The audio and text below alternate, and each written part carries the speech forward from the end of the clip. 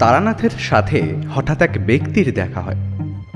লোকটিকে দেখে তার পাগল মনে হলেও সে ঠিক পাগল নয়। কি তার পরিচয়? আমাদের আজকের নিবেদন লেখক সুকান্ত দাশের কলমে তারানাথ তান্ত্রিক ফ্যানফিকশন, তারানাথ তান্ত্রিক ও ইস্কা বনের টেক্কা।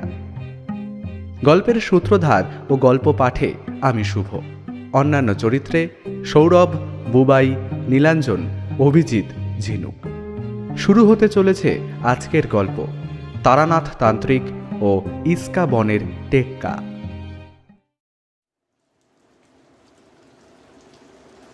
তোমরা তো আজকাল কিছুই বিশ্বাস করো না, মানতেই চাও না যে এই দুনিয়ায় এমন অনেক কিছুই আছে যার কোনো কারণ হয় না, যার শুরু থেকে শেষ খুঁজতে গেলে আমাদের হাতে যা এসে পড়ে তা শুধুই মরীচিকার মতো। সাধারণ যুক্তি তর্ক দিয়ে তার বিচার করা চলে না। কিশোরী তার স্বভাবভঙ্গিতে একথার প্রতিবাদ করল। সে বলে উঠল, আপনি তো শুধু মুখে বলেই খালাস, কারণ ছাড়া কিছু আজকালকার দুনিয়ায় হয় নাকি? কথায় আছে, গাছের পাতাও অকারণে নড়ে না, আর আপনি বলছেন অকারণে অনেক কিছু হয়। সব গাল গল্প। তারানাথ একটু যেন মনক্ষুণ্ণ হলো।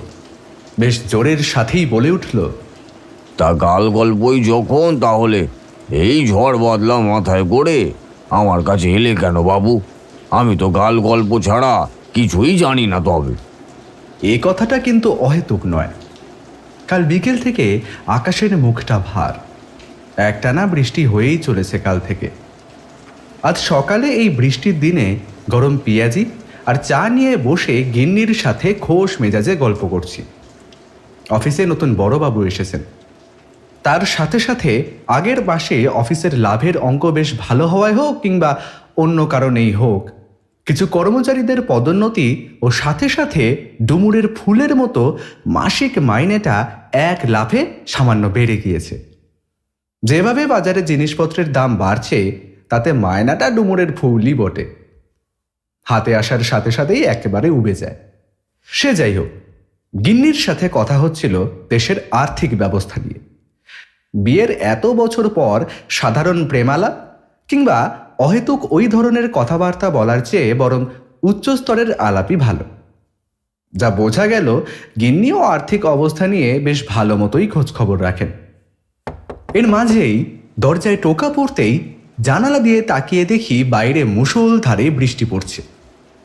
জানালার দিক থেকে মুখ সরিয়ে দরজার দিকে এগোতে যেতেই আবার সেই টোকা। আসছি আসছি। দরজা খুলতেই দেখি বর্ষাতি গায়ে কিশোরী দাঁড়িয়ে রয়েছে। এই সরো সরো সরো সরো সরো, আগে ভেতরে ঢুকি। বাপরে, কি বৃষ্টি! উফ! তাই বৃষ্টিতে বাড়ি থেকে বেরোলে কেন? সে কি কথা, আজ যে রোববার, তারানাথের কাছে যাবে না? কিন্তু এত বৃষ্টিতে কিভাবে যাবে? কেন, যেভাবে আমি এলাম সেভাবেই। চলো চলো চলো, বেরিয়ে পড়া যাক, একটু কমে এসেছে বৃষ্টিটা। এই মুষলধারে বৃষ্টিতে বাইরে বেরোবার কোনো ইচ্ছেই আমার ছিল না, কিন্তু কিশোরীর রোগ যখন চেপেছে তখন আর না করার উপায় নেই। তাই সামান্য সময় নিয়ে নিজের বর্ষাতিটা গায়ে চাপিয়ে আমরা এগোতে লাগলাম তারানাথের বাড়ির দিকে। বৃষ্টি তখনও এক নাগাড়ে পড়ছে। তারানাথের বাড়ির বাইরের দেওয়ালে ঝুলতে থাকা বোর্ডটাকে হেলে থাকতে দেখলাম। তাতে লেখা, তারানাথ তান্ত্রিক, জ্যোতির্বিদ ও হস্তরেখাবিদ, কুষ্ঠি বানানো হয়। হেলানো বোর্ডটাকে ঠেলে ঠিক করে দিয়ে কিশোরী ভেতরে ঢুকলো, সাথে আমিও। তারানাথ বারান্দায় নেই, বোধ হয় ঘরের ভেতরে রয়েছে।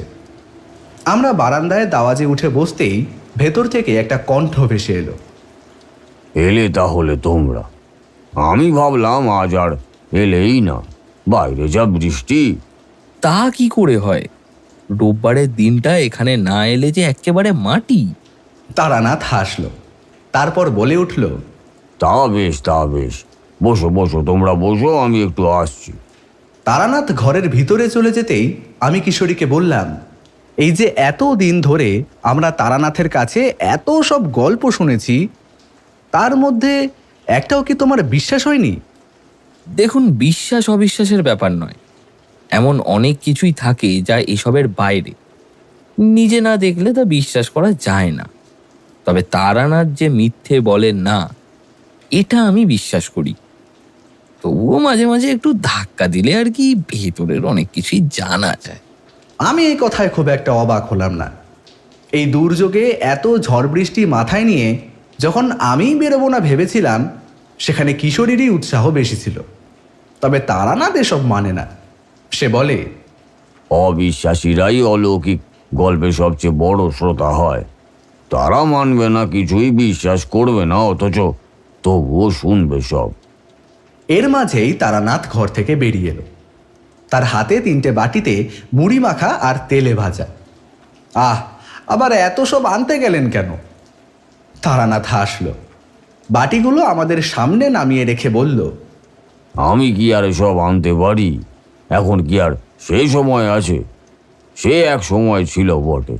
কত রাজারা ধনী মানুষদের গাড়ি ঘোড়া ওই দরজার বাইরে দাঁড়িয়ে থাকতো।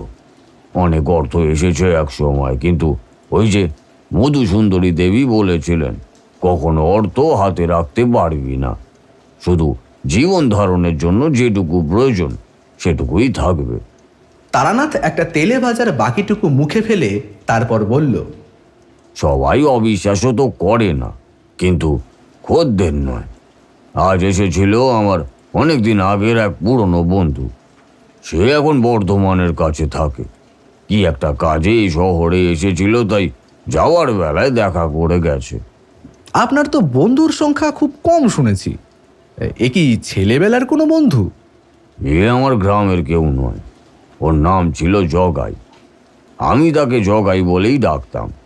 অন্য একটা ভালো নামও ছিল বোধ হয়, কিন্তু তা আমার এখন আর মনে নেই। তাকে সবাই জগাই পাগলা বলেই ডাকতো। কিশোরী এই সময় একবার খুব করে কেসে উঠল। তারপর বলল, ভালোই মানিয়েছিল কিন্তু। তারানাথ এ রসিকতায় একদমই চটল না, বরং হেসে বলল, আসলে পাগল ঠিক কাকে বলা যায় তা নিয়ে মানুষ ঠিকভাবে কখনোই বলতে পারবে না।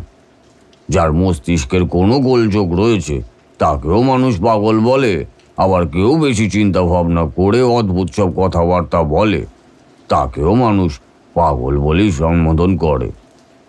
এই জগাই লোকটাকে মানুষ পাগল কেন বলতো? অদ্ভুত সব কথা বলতো মানুষটা, যেসব কথার কোনো মাথা মুন্ডু ছিল না। তবে তা অনেক বছর আগের কথা। আজ যখন সে এসেছিল তখন তাকে দেখে আর কথা বলে মনে হলো আগের মানুষটা আর নেই। আপনার বন্ধুর কথা আজ থাক না। এই বৃষ্টি মাথায় করে আপনার বন্ধুর কথা শুনবো বলে তো আসিনি। এসেছি আপনার মুখে অদ্ভুত গল্প শুনতে। তারানাথ হেসে বলল, এই জগাইয়ের সাথে যদি তোমরা আজ থেকে অনেক বছর আগে দেখা করতে পারতে, তাহলে বুঝতে কেন আমি তার কথা তোমাদের বললাম। আজ তাহলে তোমাদের সেই কথাই বলি। জগাইয়ের অতীত আর তার সেই সময়ের কথা শুনলে তোমরা আশ্চর্য হয়ে যাবে, অথচ আজ তাকে দেখলে তা বোঝাই যাবে না। এখন সে বর্ধমানের কাছে চটকলে কাজ করে। পরনে ধুতি আর পাঞ্জাবি পরে আর 5টা মানুষের মতো হয়ে গেছে।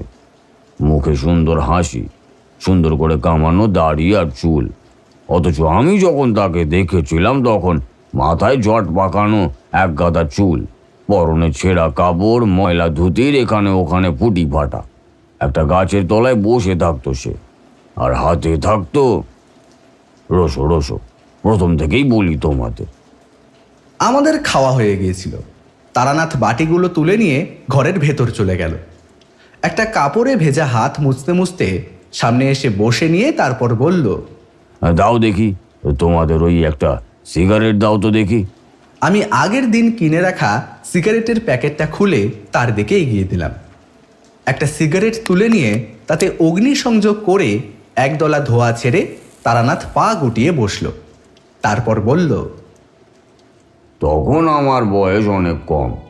তখনও মধুসুন্দরী দেবী বা মাতু বাগলির সাথে দেখা হয়নি আমার। তখন সারাদিন কেখালির মাঠে বসে থাকতাম উদাস মনে। বাড়িতে থাকতে আর ভালো লাগতো না। এখানে ওখানে ঘুরে বেড়াতে বেড়াতে আকাশ পাতাল ভাবতাম। তবে এর মাঝেই সেই সাধুর সাথে আমার দেখা হয়েছে। সেই পরেও আরও একবার আমায় দেখা দিয়ে বলেছিলেন আমি যখনই বিপদে পড়ব তখনই তিনি আসবেন আমার কাছে। কিন্তু তার আগেও অনেক ছোটবেলায়, মানে বাড়ি ছেড়ে প্রথমবার বেরিয়ে যাওয়ার আগে আমাদের গ্রামের শ্মশানে তার সাথে আমার দেখা হয়েছিল। আমি তাকে অনেকভাবে বলেছিলাম তার সাথে আমায় নিয়ে যেতে, আমায় তার শিষ্য করতে, কিন্তু তিনি বলেছিলেন আমার কপালে সাধনা সম্পূর্ণভাবে নেই, যেটুকু আছে তার সময়ও হয়নি এখন। সেসব অন্য কথা। আমি সেবার প্রথম যখন বাড়ি ছেড়ে বেরোলাম, মনে একটা ভয় আর কৌতূহল ছিল। এর মাঝেই অনেক সাধু সঙ্গ লাভ করেছি। কোথাও কোনো সাধু এসেছে জানতে পারলে সেখানেই গিয়ে পড়ে থাকতাম। বাড়িতে থাকলেই মনে হতো অনেক দূরে কোথাও চলে যেতে হবে আমার। অনেক দূরের কোথাও কেউ যেন আমার জন্য অপেক্ষা করছে, অপেক্ষা করে আছে আমারই জন্য। মনটা কেমন খারাপ হয়ে যেত মাঝে মাঝে। সে কেমন তা তোমাদের বলে বোঝাতে পারবো না। তোমাদের কান্না পেলে তোমাদের কাঁদার পরের মুহূর্তটা ঠিক যেমন হয়, অনেকটা সেই রকম। যেন এই কিছুক্ষণ আগে আমি অনেক কেঁদেছি, আমার চোখের জল একটু আগেই বেরিয়েছে, যে সব মনের ভেতর কেমন ফাঁকা হয়ে আসতো। অনেকদিন ধরে ভাবতে ভাবতে একদিন বাইরে বেরিয়ে পড়লাম। সেই আমার পথে প্রথম পা রাখা। আমি তাকিয়ে দেখলাম তারানাথের চোখের দিকে। সেই চোখ এখন উজ্জ্বল। অতীতের সেই দিনগুলোর মায়ার অতীচ্চারণ করতে গিয়ে সেই সোনালি দিন তার মনে সঞ্চার করছে আনন্দের। তারানাথ কিছুক্ষণ চুপ করে থেকে আবার বলতে শুরু করলো। তখন যৌবন বয়স, মনে উদ্যম, শরীরে গরম রক্তের জোর। হাঁটা পথে গ্রাম ছেড়ে দুদিনে পৌঁছে গেলাম একটা অন্য গ্রামে। গ্রামের নাম আজ আমার মনে নেই। জীবনে প্রথমবার একা একা বেরিয়ে এত দূর এসে পড়েছি।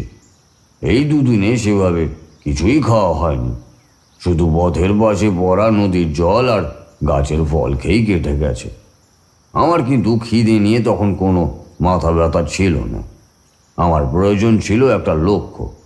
বাড়ি থেকে বেরোবার সময় কোনো নির্দিষ্ট লক্ষ্য নিয়ে কিন্তু আমি আসিনি। ভেবেছিলাম বেরিয়ে পড়ি, তারপর যা হবে দেখা যাবে। কিন্তু দুদিন হাঁটার পর মনে হলো বড্ড ভুল হয়ে গেছে এটা।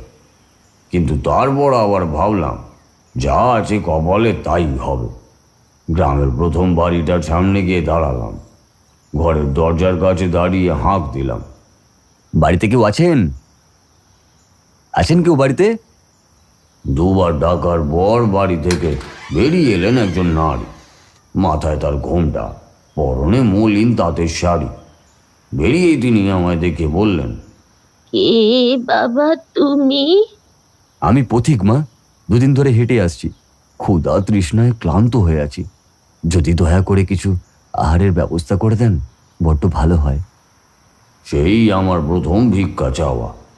তারপর অনেক পরে জেনেছিলাম এ ভিক্ষা নয়, জীবন ধারণের জন্য এই পথে থাকা সাধু কিংবা মানুষ আহার বা তৃষ্ণার জন্য সামান্য কিছু চাইলে তা মানুষ দেব সেবা মনে করেই দিয়ে থাকেন। আমার কথা শুনে সেই নারী আমার দিকে তাকালেন, তারপর বললেন, দুদিন ধরে হেঁটে আসছো? এসো বাবা, দাওয়ায় বসো। তারপর আমার পৈতের দিকে তাকিয়ে বললেন, কিন্তু বাবা, তুমি যে ব্রাহ্মণ, আমরা তো জেলে। আমার ঘরে খেলে যে তোমার জাত যাবে গো। আমি শান্ত গলায় বললাম, মা, ক্ষুধা তৃষ্ণা যিনি হরণ করেন তিনি যে স্বয়ং মহামায়া। তার আবার কোনো জাত হয় নাকি? আর মা যে সেই মায়েরই অংশ, তার হাতে খেলে জাত যাবে কেন? মহিলা এবার ঘুমটা অল্প সরালেন। আমি তার দিকে তাকিয়ে দেখলাম গায়ের রং সামান্য কালো, কিন্তু মুখশ্রী ভারী সুন্দর। তিনি বললেন, তোমায় দেখে মনে হয় তো বয়স কম, অথচ কত সুন্দর কথা বলো তুমি। কত ভাগ্যবতী হবেন তোমার মা। আর আমার ওরা কপাল, মাত্র 2 দিনের জ্বরে ছেলেটা আমার চলে গেল। আমি বললাম, মা, জন্ম মৃত্যুতে যে স্বয়ং কালের হাত রয়েছে, যা হয়েছে তার জন্য বিলাপ যে বৃথা। বরং এই মুহূর্তে আমায় কিছু আহারের জন্য না দিলে আমারও মৃত্যু ঘটতে পারে। নারী চমকে উঠলেন। বালাই ষাট, এসব কথা কেউ মুখে আনে না বাবা। তুমি বসো, বসো, আমি এক্ষুনি তোমার জন্য খাবারের ব্যবস্থা করছি। বসো। আমি দাওয়ার ওপরে বসলাম। এক ঘটি জল সেই নারী দিয়ে গেলেন আমার কাছে। আমি হাত মুখ ধুয়ে দাওয়ার ঠান্ডা ছাওয়ায় বসে জিরোতে লাগলাম। সেই নারী একটা পিতলের রেকাবিতে কিছু ফল আর দুধ নিয়ে এলেন। তারপর একটা তালপাতার পাখা দিয়ে আমায় হাওয়া করতে করতে বললেন, এখন এইটুকুই ঘরে আছে, এর থেকে যে আর বেশি কিছু নেই বাবা। এই যে অনেক হয়েছে, যে পথে বেরিয়েছি তাতে ক্ষুধা তৃষ্ণা নিদ্রা সব ত্যাগ করতে হবে, আর এ তো সেই তুলনায় অনেক বেশি। আমি সাধনা করতে বেরিয়েছি শুনে সেই নারী আঁতকে উঠলেন। মায়ের কোল ছেড়ে আবার এসব কেন? ওদিকে তোমার মা হয়তো তোমায় না পেয়ে কেঁদে কেঁদে সারা হচ্ছে। যাও বাবা, বাড়ি ফিরে যাও।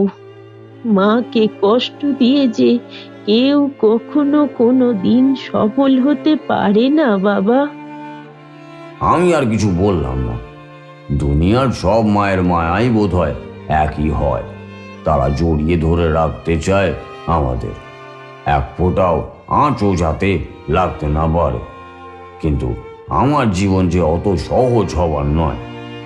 খাওয়া শেষ করে আমি তার কাছ থেকে বিদায় নিলাম। একবার তার পায়ে হাত দিয়ে প্রণাম করে উঠে দাঁড়িয়ে দেখি তার চোখে জল। আমায় দুর্বল করে দিচ্ছ কেন মা? মায়ের মন তুমি আর কি বুঝবে বাবা, বলো। তুমি এসো, যে কাজে বেরিয়েছো তাতে যেন সফল হতে পারো। তোমার মায়ের সাথে সাথে এই অভাগিনী মায়ের আশীর্বাদও রইল তোমার সাথে। আমি আর দাঁড়ালাম না। মায়ের সামনে বেশিক্ষণ দাঁড়ানো যায় না। মায়ের চোখের জল মন দুর্বল করে দেয়। আমার তো এখন দুর্বল হওয়ার সময় নয়, আমার সবে শুরু। পরদিন পৌঁছালাম পাশের গ্রামে। এখানে আর দাঁড়ালাম না। গ্রামের শ্মশানের কাছে রাতটা একটা গাছের তলায় ঘুমিয়ে কাটালাম। একটা লক্ষ্য চাই এবার। এরকম লক্ষ্যহীনভাবে ঘুরে বেরিয়ে কোনো লাভ হবে না। আমার চাই একজন পথ প্রদর্শক, একজন গুরু। তা পাই কোথায়? শ্মশান ছেড়ে রাত শেষ হওয়ার আগেই বেরিয়ে পড়লাম।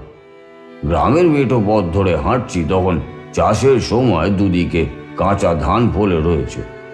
সূর্যোদয় হতে এখনো কিছুক্ষণ বাকি আছে। তবুও ফর্সা আকাশের ম্লান আলোয় চারপাশ বেশ ভালোভাবেই দেখা যায়। পথ অনেক দূর পর্যন্ত গেছে। এদিকে কোনো বাড়িঘর নেই।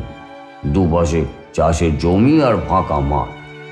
আমি হেঁটে চলেছি, এমন সময় হঠাৎ করেই মাথাটা কেমন যেন ঘুরে উঠল। আমি ডাল সামলাতে না বেড়ে মাটির ওপর বসে বললাম। মাথার ভিতর কেমন ভারী ভারী লাগতে শুরু করেছে। অনেক কষ্ট করে চোখ দুটো খুলে তাকালাম, কিন্তু আশ্চর্য, এ কোথায় আমি? আমার চারপাশে যে চাষের জমি আর ফাঁকা পথ ছিল, কিন্তু এখন আমার চারপাশে একটা ছোট জঙ্গল। কত রকমের নাম না জানা পাখি আর পশু এখানে ওখানে ঘুরে বেড়াচ্ছে।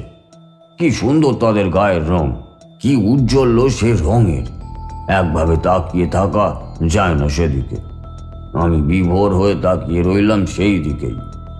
একটা হলুদ রঙের কালো ফুটকি কাটা হরিণ মাটির ঘাসে মুখ দিয়ে এক মনে খেয়ে চলেছিল।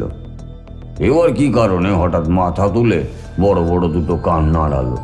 তারপর হঠাৎ করেই পাকানো দুই শিং তুলে আমার দিকে ছুটে আসতে লাগলো। আমার ঘোর তখন কেটে গেছে, কিন্তু এক পাও আমি নড়তে পারলাম না। বসা অবস্থা থেকে সরেও দাঁড়াতে পারলাম না। হরিণটা আমার দিকে দৌড়ে আসতে লাগলো। সে কি, গ্রামের পথ ছেড়ে হঠাৎ করে আপনি সেই অচেনা জঙ্গলে পৌঁছলেন কি করে? আমার তা জানা নেই। আমি তখন প্রমাদ গণলাম। বারবার মনে হতে লাগলো, এ কি হচ্ছে আমার সাথে? এ কোন মায়াজাল? আমি কি বাড়ি থেকে একা একা এ পথে বেরিয়ে ভুল করেছি কোনো? তাই কোনো এক শুভ কিংবা অশুভ শক্তি এভাবে আমায় ভয় দেখাচ্ছে। ততক্ষণে হরিণটা আমার অনেক কাছে এসে পড়েছে, আর কয়েক পা আসলেই তার সুতীক্ষ্ণ সিংহের আঘাতে আমার ভাবলীলা সাঙ্গ হবে। কিন্তু হরিণটা তা করলো না। আমার সামনে এসে দাঁড়িয়ে বলল। তারপর বাতাসে যেন কিসের গন্ধ শুকতে লাগলো। আমার হাতের একদম কাছে মুখ এনে সে একবার তার ছোট্ট জিভ বার করলো। তারপর এমনভাবে তাকিয়ে রইল আমার দিকে যেন আমায় দেখতে পাচ্ছে। আমার ভয়টা কেটে গেছে তখন। আমি হাত বাড়িয়ে মাথায় হাত রাখতে গেলাম, কিন্তু আমার হাত তার শরীর ভেদ করে হাওয়ায় ফিরে এলো। আমি এবার আগের থেকেও অবাক হয়ে আরও একবার তাকে ছুতে চেষ্টা করলাম, কিন্তু আবার বিফল হলাম। এবার বুঝলাম সত্যি এ কোনো এক মায়ার জগৎ। আমি আস্তে আস্তে উঠে দাঁড়ালাম। এটা কোনো জঙ্গল নয়, আসলে এ এক বাগান। এ বাগানের সব দৃশ্যমান আমার অদৃশ্য। আমি ঘুরে ঘুরে দেখতে লাগলাম গোটা বাগানটা। এখানকার গাছে নানা রঙের ফুল আর ফল ফুটে আছে। আমি জানি তার ছোঁয়ার চেষ্টা করা বাহুল্য মাত্র। বেশ কিছুক্ষণ এদিক ওদিক ঘুরে বেড়াবার পর আমার কেমন যেন অস্বস্তি হতে শুরু করলো। এখানে আমায় নিয়ে এলো কে? কেনই বা? আমি তো অজানা গ্রামের পথে পা বাড়িয়েছিলাম সাধনার উদ্দেশ্য নিয়ে। তাহলে না, আর এখানে নয়। এখান থেকে ফিরে যাওয়ার রাস্তা খুঁজতে হবে আমার। এরকম ভাবতে ভাবতে আমি এবারে আকাশের দিকে তাকালাম। পরিষ্কার ঝলমলে আকাশ। সেই আকাশে সাদা মেঘ বিভিন্ন আকার নিয়ে আস্তে আস্তে সরে যাচ্ছে। আমি মাটিতে বসে সেদিকে তাকিয়ে রইলাম। তাকিয়ে থাকতে থাকতেই আমার সারা শরীর ঠান্ডা হয়ে আসতে লাগলো। এ কি দেখছি আমি? দক্ষিণ কোণে, আসলে কোনটা কোন দিক আমার সে জানা নেই তখন। তবুও সূর্যের অবস্থান দেখে মনে মনে হিসেব করে নিলাম এ দক্ষিণ কোণই হবে। সেই কোণের প্রথম মেঘটা একটা বিশাল বড় গাছের আকার নিয়ে আছে। গাছের পাতায় যেন হাজার হাজার পাখি বসে আছে। তার মাঝে দু একটা যেন ডানা মেলে গাছ ছেড়ে যাওয়ার উদ্যোগ করছে এই মাত্র। তার পাশের মেঘটা যেন একটা বড় ঈগল পাখি, বড় ডানা মেলে আকাশ থেকে এক্ষুনি নেমে আসবে আমার দিকে। আরো কত কি দেখলাম। একদল হাতি হেঁটে যাচ্ছে, দুটো মানুষ দাঁড়িয়ে আছে, তাদের হাতে কি যেন ধরা। ব্যাপারটা ঠিক তোমাদের বোঝানো যাবে না। আমি যা দেখছি তা যে খুব স্পষ্ট তা কিন্তু নয়, অথচ আমি যা ভাবছি তা যে ঠিক তা যেন কেউ আমায় মনে মনে বলে দিচ্ছে। এক মনে সেদিকে তাকিয়ে দেখছিলাম, হঠাৎ একটা শব্দ শুনলাম। চারিদিকে তাকিয়ে দেখি কই কেউ তো নেই। আমি আবার আকাশের দিকে তাকালাম। মাত্র কিছুক্ষণ আবার সেই ডাক। এবার আরো কাছে, আরো স্পষ্ট, যেন কেউ ডাকছে আমায়। শুনছেন? এবার গায়ে কারুর যেন স্পর্শ পেলাম। আমি চমকে গেলাম। আমার আশেপাশে কেউই নেই, অথচ কেউ আমার ডান হাতে হাত রেখে নাড়া দিচ্ছে। আমি বুঝতে পারছি। আমার শরীর সামান্য দুলে উঠল। এবার আমার চোখের সামনে থেকে জঙ্গলটা সাদা কালো পর্দার মতো কাঁপতে লাগলো। আমি সেদিকে দেখতে দেখতে একবার আকাশের দিকে তাকালাম, আর ঠিক তখনই দেখতে পেলাম আকাশটাও কখন যেন সাদা কালো হয়ে গেছে। গোটা কালো আকাশের গায়ে সাদা সাদা মেঘ। এতক্ষণ যেগুলো আমি অনুমান করছিলাম তার সব এখন আরো জীবন্ত। গাছের গা থেকে পাখিগুলোর দু একটা উড়তে উড়তে এগিয়ে যাচ্ছে। হাতির দল সুর তুলে কাউকে যেন একসাথে প্রণাম জানাচ্ছে। যে ঈগলটাকে নেমে আসতে দেখেছিলাম সে এখন তার দুই ডানা খুলে মুক্ত করে দিচ্ছে একটা ছোট মানুষকে। সেই দাঁড়িয়ে থাকা দুটো মানুষকে দেখার আগেই আকাশের এক প্রান্ত থেকে বেরিয়ে এলো। তারানাথ থামলেন। এই অদ্ভুত ঘটনার কথা শুনতে শুনতে আমরা এতটাই বিভোর হয়েছিলাম যে তারানাথ যে চুপ করে আছে তা বুঝতেই আমাদের কয়েক মুহূর্ত লেগে গেল। আমরা যেন তারানাথের বলা কথার খেই ধরে পৌঁছে গেছিলাম আকাশের এক কোণে। তারপর কি হলো? কি দেখলেন আপনি? তারানাথ কিছুক্ষণ কিশোরীর মুখের দিকে তাকিয়ে থেকে তারপর বলল, আমি বিভোর হয়ে তাকিয়ে আছি। হঠাৎ করেই আমার চোখের সামনে সব মিলিয়ে যেতে লাগলো। সেই আকাশ, সেই জঙ্গল, সেই আশ্চর্য সব পশু পাখি, গাছ গাছলা তালগোল পাকিয়ে কোথায় যেন হারিয়ে গেল। আমি সামনে তাকিয়ে দেখি আমার মুখের কাছে মুখ এনে একজন আমার দিকে উদ্বিগ্নভাবে তাকিয়ে আছে। আমি প্রথমে মনে করতে পারলাম না আমি কোথায় আছি। উঠে বসে ফ্যাল ফ্যাল করে তাকিয়ে রইলাম প্রথমে, তারপর সবটা মনে পড়ে গেল। আমি উঠে বসতে যেতেই সামনের লোকটা আমার হাত ধরে আমায় উঠতে সাহায্য করলো। আমি তার হাত ধরলাম, কিন্তু খুব গরম তার শরীর। আমি উঠে বসে ভালো করে তাকে দেখলাম। বড় অদ্ভুত লোকটা। গায়ে ময়লা ছেঁড়া একটা কাপড়, যা প্রায় না থাকার মতোই। পরনের ধুতিটাও নোংরা। গালে এক গাল উস্কো খুস্কো দাড়ি আর গোঁফ। মাথার চুল লম্বা, যত্নের অভাবে জটা হয়ে আছে। গায়ের রং কালো নাকি ময়লা হয়ে আছে বোঝা যায় না। একটা বোটকা গন্ধ আসছে তার শরীর থেকে। আমি উঠে দাঁড়াতে যেতেই সে বলে উঠল, হুম, এখন উঠতে হবে না, বসে থাকো। তুমি মনে হয় স্বপ্ন দেখছিলে। আমি অবাক হয়ে গেলাম। এমনিতেই তার গায়ের বোটকা গন্ধ আমায় বিব্রত করছিল, তার উপর তার এই কথাটা আমায় বিরক্তি চরমে আনলো। তখন সবে এ পথের শুরু, এখন আর ওসবে কিছু যায় আসে না। বিরক্ত, রাগ কিংবা কষ্ট এসবের ঊর্ধ্বে এখন আমি। কিন্তু তখনও আমি কোনো সাধনাতেই রত হইনি। শুধু ইচ্ছে আর কাল ভৈরবের কথার ওপর ভরসা করে পথে নেমেছি। সে আমায় তুমি বলে সম্বোধন করেছিল, তাই আমিও বিরক্তি মেশানো গলায় বললাম, তুমি কি পাগল? এভাবে পথের মাঝে শুয়ে কেউ স্বপ্ন দেখে? এভাবে কি মানুষ পথের মাঝে ঘুমোয়? সে হি হি করে হেসে উঠে দুটো হাত জড়ো করে হাততালি দিল আর দু পা ঘুরে লাফিয়ে উঠল। আমি স্পষ্ট বুঝতে পারলাম, এই রে, নির্ঘাত পাগলের বল্লায় বলা গেল। তার নাম শুধু জেনেছিলাম জগাই। অন্য একটি ভালো নাম যে তার ছিল সে তা আমায় বলেছিল, কিন্তু নামটা আজ আমার মনে নেই। আমি তাকে জগাই বলেই ডেকেছিলাম। তার দুই হাতে হাততালির শব্দে আমি তাকে সম্পূর্ণ পাগল ভেবে একটু তাচ্ছিল্য করেই হাঁটতে শুরু করলাম। সে কিন্তু আমার পিছু ছাড়ল না। অদ্ভুতভাবে হাঁটতে হাঁটতে আমার সাথে আসতে লাগলো। আমি যতই তাড়াতাড়ি এগিয়ে যেতে চাই, সে ততই আমার পাশে পাশে আসে। আমি এবার থেমে গিয়ে তার দিকে তাকিয়ে বললাম, তুমি আমার পিছু নিয়েছো কেন? সে এবার থেমে দাঁড়ালো। তারপর মুখের হাসিটা বদলে নিয়ে যেন বকা খাওয়া বাধ্য ছেলের মতো মাথা নিচু করে দাঁড়িয়ে ঠোঁট ফুলিয়ে রইল। তাকে দেখেই বোঝা যায় সে বয়সে আমার থেকে কিছুটা বড়। তার উপর চুল দাড়ি আর রুক্ষ শরীর তার বয়স যেন আরও কিছুটা বাড়িয়ে দিয়েছে। এই বয়সের একটা মানুষ ঠিক বাচ্চার মতো আচরণ করছে দেখে আমার যেমন রাগ হলো, ঠিক তেমনই হলো মায়া। আমি এবার শান্ত গলায় বললাম, দেখো, আমার কাছে তোমাকে দেওয়ার মতন কিছুই নেই। আমি পথে বেরিয়েছি সাধনার জন্য। আমার সাথে এসে তোমার কোনো লাভ নেই। সে এবার আবার তার মুখের ভাব বদলালো। এতক্ষণ গোমড়া হয়ে থাকা মুখে আবার হাসি ফুটল। সে বলল, কিন্তু তুমি যে স্বপ্ন দেখতে পারো ঠিক আমারই মতো। এবার আমার একটু কৌতূহল হলো। আমি তার সামনে এগিয়ে গিয়ে বললাম, তুমি কি করে জানলে আমি স্বপ্ন দেখছিলাম? সে এবার পথের ওপর মাটিতে বসে বলল।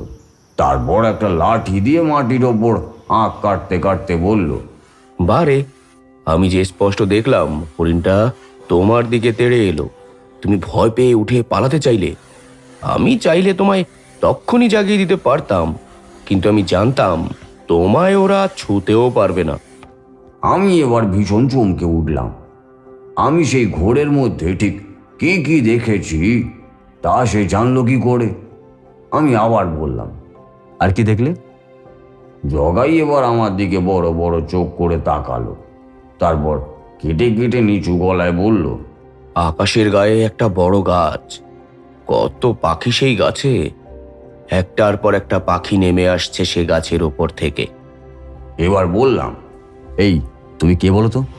জগাই এক মনে তার লাঠি দিয়ে মাটিতে আঁক কাটতে কাটতে বলল, ইস্কাপনের টেক্কা। ইস্কাবনের টেক্কা? সে আবার কি জিনিস? জগাই বিজ্ঞের মতো উত্তর দিল, সে তুমি বুঝবে না, ওসব তোমার মাথায় ঢুকবে না। চলো তোমায় একটা জিনিস দেখাই, তার আগে চলো তোমায় আমার বাড়িতে নিয়ে যাই। আমি একটু আগেই তাকে পাগল বলে যে অবজ্ঞার ভাবটা মনে এনেছিলাম তা ততক্ষণে উবে গেছে সম্পূর্ণ। তার বদলে একটা কৌতূহল আমার মনে জায়গা করে নিল। বারবার মনে হতে লাগলো এ সাধারণ কেউ নয়, নিশ্চয়ই এ পাগলের ছদ্মবেশে কোনো উচ্চমানের সাধু। না হলে ওই পথের মাঝে হঠাৎ জ্ঞান হারিয়ে আমি যা যা দেখেছি তাও জানলো কি করে? আমার উত্তরের অপেক্ষা না করেই জগাই হাঁটতে শুরু করেছে। আমিও তার পিছু নিতেই যাচ্ছিলাম। তার আগেই একবার এতক্ষণ ধরে তার আঁকা মাটির আঁকের দিকে চোখ পড়তেই আমার পা স্থির হয়ে গেল। মাটিতে সে জায়গাটা সামান্য নরম মাটি, সে মাটিতে অস্পষ্টভাবে আঁকা একটা যুবক। সে মাটিতে বসে আকাশের দিকে তাকিয়ে আছে, আর সে আকাশের এক প্রান্ত থেকে অন্য প্রান্তের দিকে এগিয়ে যাচ্ছে। আহ, দেরি করছো কেন? চলো, এক্ষুনি রাত হয়ে যাবে যে, আমাদের অনেক দূর যেতে হবে। আবার সেই পাগলের প্রলাপ। তবুও আমি তার পিছু পিছু এগিয়ে গেলাম তার চলার পথের দিকে। সারা রাস্তা জুড়ে জগাই অদ্ভুত কথাবার্তা বলতে লাগলো। কোথায় একটা বড় পাহাড় আছে, তার মাথায় সব সময় নাকি সাদা বরফের চাদর চাপানো রয়েছে, সেখানে ভীষণ ঠান্ডা। জগাইয়ের যখন গরম লাগে খুব, তখন সে সেখানে চলে যায়, কিছুক্ষণ বসে ঠান্ডা হয়ে আবার ফিরে আসে। সেখানে চারিদিকে সবসময় বরফ পড়ছে, কিচ্ছু ভালোভাবে দেখা যায় না। সাদা সাদা বড় লম্বা মানুষ সেখানে সবসময় ঘুরে বেড়ায়, জগাইকে তারা দেখতে পায় না। একবার একটা সাদা বড় মানুষ নাকি তার একদম সামনে এসে পড়েছিল। খুব ভয় পেয়ে তাড়াতাড়ি ফিরে এসেছিল সে। তারপর অনেকদিন যায়নি সেখানে। তাড়াতাড়ি পা চালিয়ে চলো। না, তুমি দেখছি হাঁটতেই পারো না, রাত করেই ছাড়বে। এর চেয়ে আর জোরে হাঁটা যায় কি? এবার তো দৌড়তে হবে তাহলে। চলো, তোমায় ঠান্ডা ডাবের জল খাওয়াবো, দেখবে কি সুন্দর খেতে। আমি বুঝতে পারলাম না সে সত্যি বলছে নাকি পাগলের প্রলাপ। আরও কিছুক্ষণ হাঁটার পর আমরা একটা গাছতলায় এসে পৌঁছলাম। জগাই হাঁটা থামিয়ে বলল, এই তো বাড়িতে চলে এসেছি, দাঁড়াও আগে দরজাটা খুলে নিই। আমি এবার রীতিমতো অবাক হয়ে গেলাম তার কথায়। এ বাড়ি কোথায় আর দরজাই বা কোথায়? কিন্তু জগাইকে দেখে আমার মনেই হলো না আমরা ফাঁকা মাঠের মধ্যে দাঁড়িয়ে আছি। আমাদের সামনে শুধু একটা গাছ। সে যেন সত্যিকারের দরজা খুলেছে এমনভাবেই হাত দিয়ে একটা দরজা টেনে খুলল। তারপর আমার দিকে হাত নাড়িয়ে বলল, আরে বাইরে দাঁড়িয়ে আছো কেন? ভেতরে এসো, দেখছো না আকাশে মেঘ করেছে, এক্ষুনি বৃষ্টি নামবে। আমি জগাইয়ের পিছু পিছু তার সেই অদৃশ্য বাড়িতে ঢুকতে ঢুকতে আকাশের দিকে তাকিয়ে দেখলাম পরিষ্কার আকাশে সূর্য উঠেছে অনেকক্ষণ। একটা পাথরের ঢালা নিয়ে এসে আমার দিকে বাড়িয়ে জগাই বলল, এই নাও ডাব খাও, আমারই গাছের ডাব, বাড়ির পেছনে নারকেল বাগান আছে, সেখান থেকেই আনলাম। আমি বুঝলাম এবার বড্ড বাড়াবাড়ি হয়ে যাচ্ছে ব্যাপারটা। তাই বললাম, জগাই, তুমি আমার সাথে মশকরা করছো? আমি তোমার সাথে এত দূর এসেছি তার কারণ তুমি আমার সেই স্বপ্নের কথা জানলে কি করে বলে? সে আমি কি জানি, তুমি পথের উপর শুয়েছিলে, তোমার কাছে গিয়ে হাত রাখতেই দেখি তুমি হরিণের দিকে তাকিয়ে আছো, তারপর বনের মধ্যে ঘুরে বেড়ালে, আকাশের দিকে তাকালে, আমি স্পষ্ট দেখলাম যে, কিন্তু কেন দেখলাম তা তো আমি জানি না। তুমি থাকো কোথায়? তোমার সাথে আর কে থাকে? জগাই এবার খুশিতে আবার হাততালি দিয়ে উঠল। তারপর বলল, বউ থাকে, বউ। তাকে দেখবে, দেখবে তাকে। কোথায় সে? আহা, সে এখানে থাকবে কেন? সে তো আছে। বলেই আবার চুপ করে গেল জগাই। চুপ করে একটা কান বাড়িয়ে কি যেন শুনতে লাগলো। আমিও চুপ করেই রইলাম। জগাই এবার তাড়াতাড়ি উঠে দাঁড়িয়ে পথের দিকে তাকিয়ে বলল, কেউ আসছে? আমি তার দৃষ্টি লক্ষ্য করে তাকালাম পথের দিকে, কিন্তু সে পথে মানুষ তো দূর, একটা কাকপক্ষীও নেই। কি সব বলছো? তোমার কথার কোনো মাথা মুন্ডু নেই।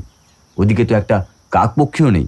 ধুর, আমি শুনতে পাচ্ছি কেউ আসছে। জগাইয়ের কথায় একটা প্রত্যয় ছিল। আমি পথের দিকে তাকিয়ে রইলাম। এভাবে কিছুক্ষণ কেটে গেল। জগাই হামাগুড়ির ভঙ্গিতে মাটিতে উবু হয়ে বসে চেয়ে রইল। মাঝে মাঝে হাত দিয়ে খসখস শব্দে দাঁড়িয়েও ছেঁড়া জামার ভিতর থেকে বুক চুলকাতে লাগলো। আমি স্পষ্ট দেখলাম তার হাতের লম্বা নখে বুকের কাছটা ছড়ে গেছে। বুকে অস্পষ্ট অনেক ছড়ে যাওয়ার দাগ। প্রায় অনেকক্ষণ তাকিয়ে থাকার পর দূরে পথের শেষে কিন্তু সত্যিই দেখা গেল একজন লোক হেঁটে আসছে। আর তাকে দেখেই জগাই আবার হাততালি দিয়ে উঠল। আমি আবার অবাক হলাম। জগাইয়ের সাথে দেখা হওয়ার পর থেকে আমি বারবার তার এইসব কীর্তিকলাপে অবাক হচ্ছিলাম। যেন আমার ভাবনা চিন্তা এইসব নিয়ে জগাই খেলা করছে রীতিমতো। যখনই তার ওপর একটু ভরসা আসতে শুরু করছে, যখনই মনে মনে ভাবছি এ আর অন্য কেউ নয়, উচ্চ স্তরের কোনো সাধু কিংবা তার বেশি কিছু, ঠিক তখনই তার কাজকর্ম আবার বিরক্ত ভাব বাড়িয়ে তুলছে, পাগল ভাবতে বাধ্য করছে। আবার যখন তাকে পাগল বলে ভাবতে শুরু করছি, ঠিক তখনই সে অদ্ভুত ক্ষমতার পরিচয় দিয়ে আমায় তাক লাগিয়ে দিয়েছিল। আমি এই রকমই ভাবছি, হঠাৎ কানের কাছে মুখ এনে জগাই বলল, মাছ ধরতে যাচ্ছে। ইয়া বড় ইলিশ ধরবে। কতদিন ইলিশ মাছ খায়নি। ইলিশ মাছ খাবে, ঝাল ঝাল ইলিশ। আমি বুঝলাম এ আবার পাগলামি শুরু করেছে। দূরের লোকটা ততক্ষণে কাছে এসে পড়েছে।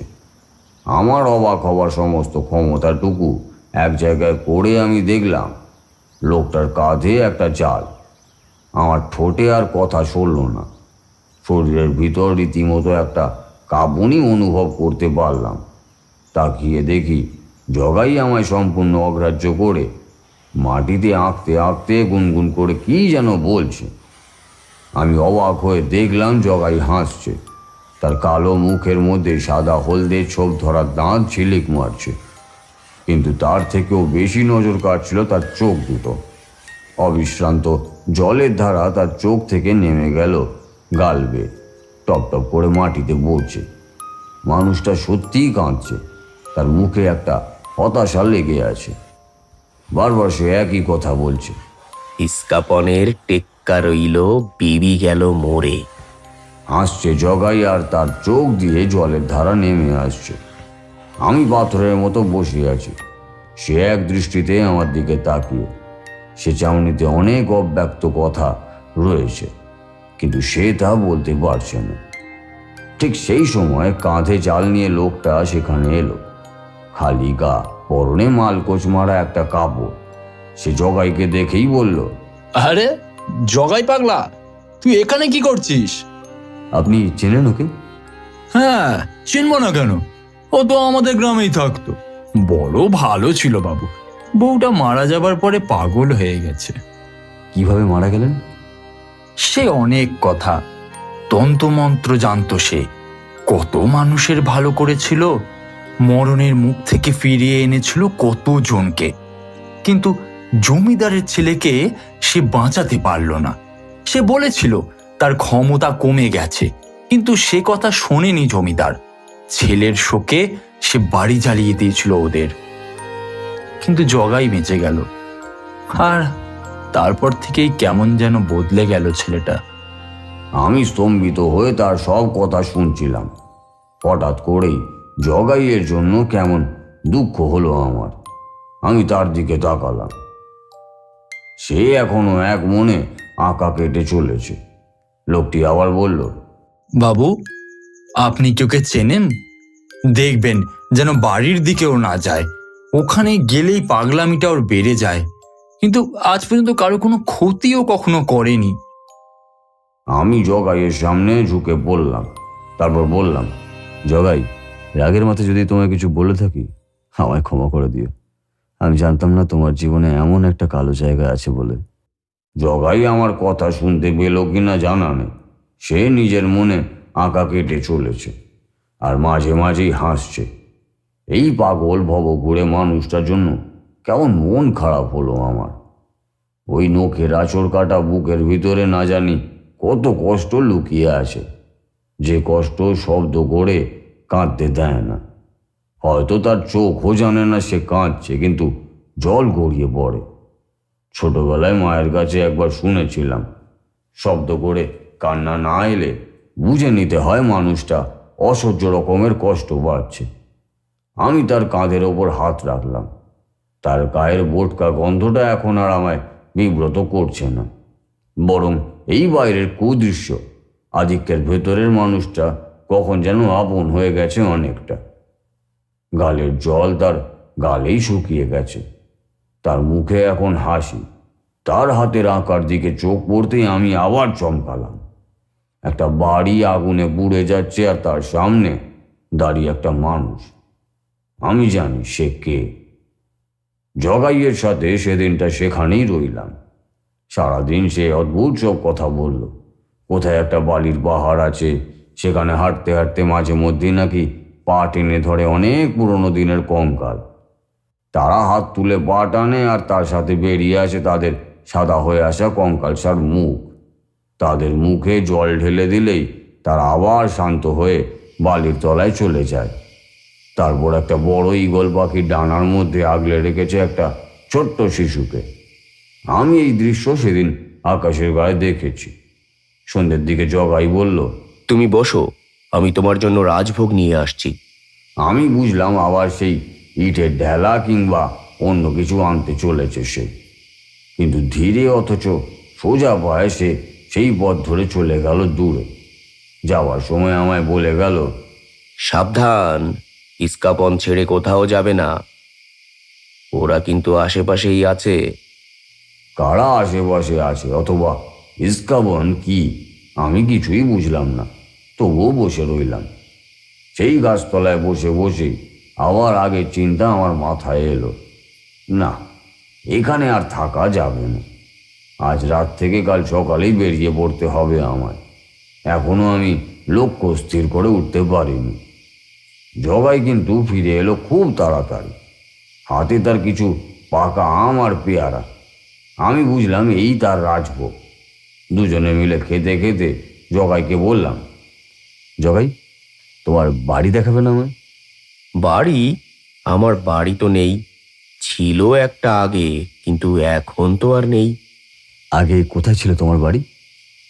জগাই কি যেন একটা বলতে যাচ্ছিল, তার মধ্যেই আবার খেই হারিয়ে বলে উঠল, ওই যে সে এসেছিল, সে বলেছিল ছুঁয়ে দিলেই সব হাওয়া, সব হাওয়া, জ্বালা যন্ত্রণা সব হাওয়া হয়ে যাবে। তারপর দুই হাত তুলে হাততালি দিতে দিতে আমার চারপাশে ঘুরতে লাগলো। ধীরে ধীরে আমাদের চারপাশে সন্ধে নেমে আসছে।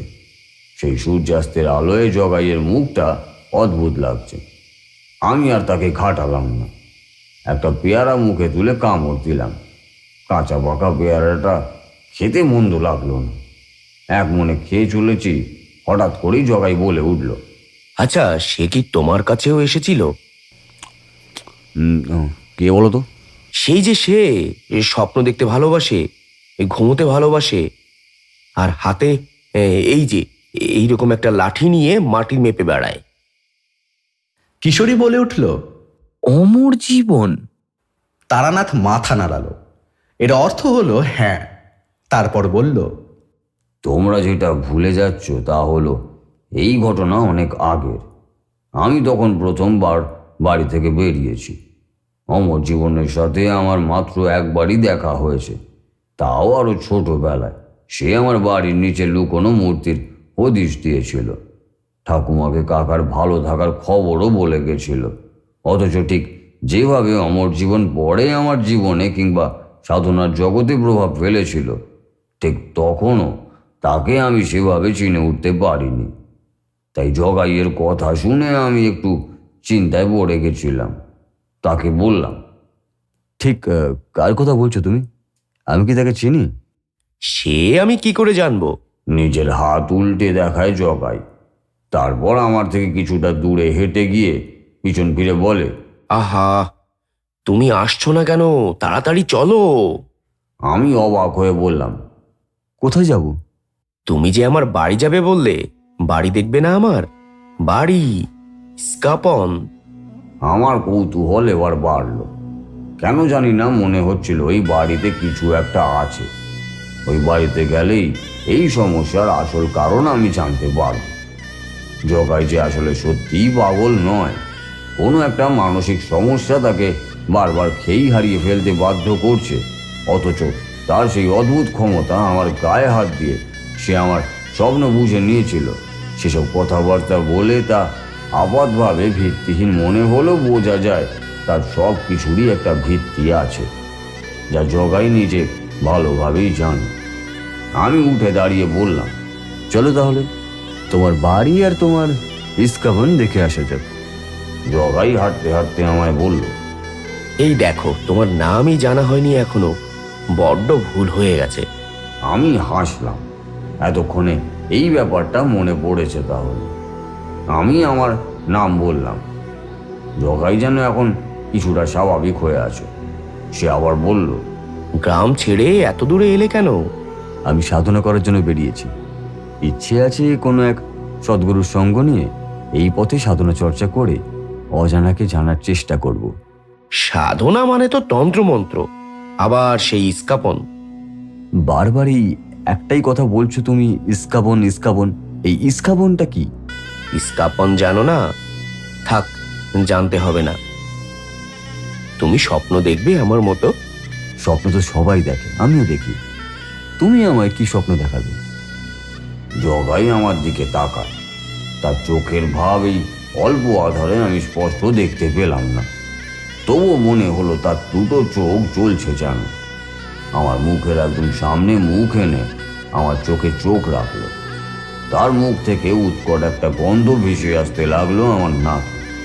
একটা কেমন বোটকা কটু গন্ধ অনেকটা বেশি হয়ে আমার সারা গায়ে লাগতে লাগলো। জগাই হিসিয়ে বলে উঠল, একটা স্বপ্ন দেখাবো তোমায়, সেই স্বপ্ন, ইস্কাপনের শেষ স্বপ্ন। তুমি পারবে, আমি জানি তুমিই পারবে। হঠাৎ করেই জগাই আমার হাত চেপে ধরল। তারপর বলল, চলো চলো, বড্ড দেরি হয়ে যাচ্ছে। উফ, বলছিলাম না রাত হয়ে যাবে। আবার মিথ্যে কথা? কখন? কথাটা বলতে গিয়েও আমি শেষ করতে পারলাম না। প্রথম যখন আমার সাথে দেখা হয়েছিল তখন হেঁটে আসার সময় সে আমায় বলেছিল, তাড়াতাড়ি চলো, নইলে রাত হয়ে যাবে। আমার মনে একটা কথাই ঘুরে ফিরে এলো। জগাই কি করে জানলো ঠিক এই সময় আমরা তার বাড়ির দিকে যাব? আর তাকে তো তার বাড়ি দেখানোর কথা তো আমিই বলেছি। তাহলে অনেকক্ষণ এক টানা কথা বলে তারানাথ থামল, একটু কেশে নিয়ে আমাদের দিকে তাকালো। আমি ইশারা বুঝতে পেরে সিগারেটের প্যাকেটটা তার হাতে তুলে দিলাম। একটা সিগারেট তুলে নিয়ে ধরিয়ে দুবার ধোঁয়া ছাড়ল। এর মাঝেই কিশোরী বলে উঠল, আচ্ছা, আপনারা তো গ্রামের বাইরে ছিলেন, তাই না? সেখান থেকে গ্রাম তো অনেক দূরেই হবে। আর এই জগাই কি সত্যি পাগল ছিল তখন? তারানাথ আরো একটু চুপ করে থেকে তারপর বলল, যে পথ ধরে আমরা এগিয়ে গেছিলাম সেই পথে খানিকটা গিয়েই একটা রাস্তা ডান দিকে বেঁকে গেছে। সে পথেই গ্রাম পড়ে। গ্রামের সামনেই পেয়ারা আর আমের বাগান। এবার বুঝতে পারলাম কিভাবে জগাই আমার জন্য সেগুলো এনেছিল। জগাইয়ের বাড়ির সামনে দাঁড়িয়ে আমি অবাক হয়ে গেলাম। মাটির বাড়িটা আগুনে পুড়ে ঝলসে গেছে একেবারে। মাথার খড়ের চাল এখন আর নেই। এখন কেন, কত বছর তার নেই কে জানে। জগাই বাড়িটার সামনে দাঁড়িয়ে সেই আগের মতো উদাস ভঙ্গিতে চেয়ে রইল। তারপর এগিয়ে যেতে লাগলো সেদিকে, আর মুখে সেই এক বুলি। রাজার হলো ভীষণ জ্বর, সারল না ওষুধে। ইস্কাপনের বিবির কাছে ধন্না দিল সবে। ইস্কাপনের টেক্কা বলল, হবে না সে হিতে। গেল রাত্রি, হলো ভোর, জ্বর গেল মৃত্যুতে। রাজার হলো ভীষণ রাগ ইস্কাপনের পরে। আগুন আগুন, জ্বালাও আগুন ইস্কাপনের ঘরে। জগাই এক হাতে আমার হাত টেনে ধরে আছে, অন্য হাতটা তুলে হাওয়ার উপর চালিয়ে কি যেন বিড়বিড় করছে। এই প্রথম আমার জগাইকে সন্দেহ হলো, কারণ সে যখন আগের বুলিগুলো আওড়াচ্ছে তখন না ভালোই শোনা গেলেও পরের আওড়ানো শব্দের কিছুই বোঝা যাচ্ছে না। জগাই কি কোনো মন্ত্র আওড়াচ্ছে? পোড়া ঘরটার পাশ দিয়ে আমরা হেঁটে যেতে লাগলাম পিছনের দিকে। এদিকে সত্যিই একটা নারকেল বাগান আছে, যা জগাই আমায় সেই গাছতলায় বসে বলেছিল। এদিকটা অন্ধকার বেশি, তবে চাঁদের আলো আছে তাই কিছুটা দেখা যাচ্ছে। বাড়ির পিছনের দিকটা কম পুড়েছে। সেদিকটা এসে আমরা দাঁড়ালাম। জগাইয়ের মুখের ভাব মুহূর্তে মুহূর্তে বদলে যাচ্ছে। তার দু চোখ দিয়ে জল পড়ছে, অথচ সে হাসছে ঠিক দুপুরের মতোই। আর তারপর তার গলা দিয়ে শব্দ এলো, ইস্কাপন ইস্কাপন, পুড়ছে, দেখো পুড়ছে, গায়ে জ্বালা গায়ে জ্বালা, ফোসকা পড়ছে কত। আমি এবার জগাইকে বললাম, কোথায় তোমার ইস্কাবন? আর কোথায় তোমার ইস্কাবনের বিবি?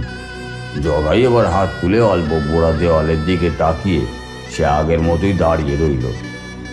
আমি কিন্তু এবার বিরক্ত হলাম। জগাই, কি বলতে চাইছো তুমি? একটু বুঝিয়ে বলো। জগাই তখন মাটিতে বসে পড়েছে আর হাত তুলে দেওয়ালের দিকেই দেখাচ্ছে। আমি দেওয়ালের দিকে এগিয়ে যেতে যেতে ভালো করে লক্ষ্য করতে লাগলাম। চাঁদের আলো গোটা জায়গাটা আলোকিত করেছে। আমি দেওয়ালের দিকে এগিয়ে গিয়ে লক্ষ্য করলাম দেওয়ালে একটা কিছু আছে। হ্যাঁ, একটা ছবি, কাঠ কয়লা কিংবা ওই ধরনের কিছু দিয়ে আঁকা একটা ছবি। একটা মুখ, তার খোলা চুল, নাক মুখ ঠোঁট সবই আছে, তবে আশ্চর্য তার দুই চোখ। আমি অবাক হয়ে তাকিয়ে দেখলাম ওর দুই চোখের সাথে আশ্চর্য মিল জগাইয়ের। আমি হাত তুলে সেই আঁকার ওপর হাত রাখতেই একসাথে দুটো ব্যাপার হলো। জগাই একটা চিৎকার করে আমার দিকে ছুটে আসতে আসতে হঠাৎ একটা ঝোড়ো হাওয়ায় ছিটকে পড়ল, আর আমার হাত লাগা মাত্র দেওয়ালে আঁকা ছবির কালিগুলো ঝুরঝুর করে ঝরে পড়ল। আমি জগাইয়ের দিকে তাকিয়ে এগিয়ে গেলাম। ব্যাপারটা কি হলো বোঝার আগেই দেখি জগাই জ্ঞান হারিয়েছে। তার শরীর কেমন যেন ঠান্ডা হয়ে আছে। আমি দেওয়ালের দিকে তাকিয়ে দেখি ছবিটা তখন মুছে গেছে একেবারে। তারানাথ থামল। আমি আর কিশোরী উদ্বিগ্ন হয়ে তাকিয়ে রইলাম। গল্প শেষ হলেও মনে হলো যে শেষ এখনো নয়। তারপর তারপর জগাইয়ের কি হলো? তার জ্ঞান ফিরেছিল পরদিন সকালে। গ্রামেরই একজন কবিরাজ তাকে দেখে বলেছিল সুস্থ হয়ে যাবে সে। আমি তার সাথেই সেই আতপোড়া বাড়িতে রয়ে গেলাম কিছুদিন। জগাই সম্পূর্ণ সুস্থ হয়ে গেছিল, কিন্তু সমস্ত কিছু ভুলে গেছিল সে। তার বউয়ের কথা, এমনকি আমার কথাও। সে জানতো আমি তাকে বাঁচিয়েছিলাম, তাই আমি তার বন্ধু। তবে তার পেটের কাছে একটা দগদগে পোড়া ক্ষত রয়ে গিয়েছিল। তারপর আমি সে গ্রাম ছেড়ে বেরিয়ে পড়ি, আর সেই জগাই আজ এসেছিল আমার কাছে। তারানাথ থামল। আমরা তারানাথের বাড়ি ছেড়ে বেরোলাম। রাস্তায় কিশোরী প্রশ্ন করল, আচ্ছা বিভূতি, এই ইস্কাবন কি তা তো জানা হলো না। আমি হেসে উঠলাম। মনে হয় আমি বুঝতে পেরেছি। আবার জোরে বৃষ্টি নামল।